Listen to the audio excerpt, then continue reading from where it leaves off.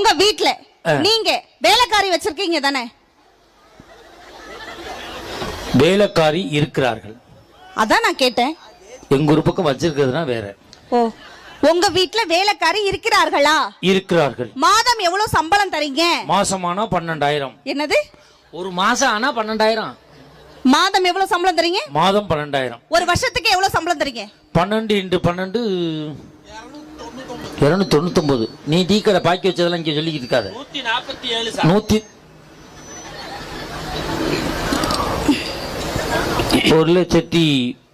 1,40,000 அந்த இது பணம் கொடுக்குறேன். நான் கேக்குறேன், ஒரு வருஷத்துக்கு 1,44,000 ஓவா தரீங்க. கல்யாணம் பண்ணி, அதாவது ஒரு ஆஃப்டர் வீட்டு வேலை செய்யற அம்மாவுக்கே 1,44,000 ஓவா தரீங்களே.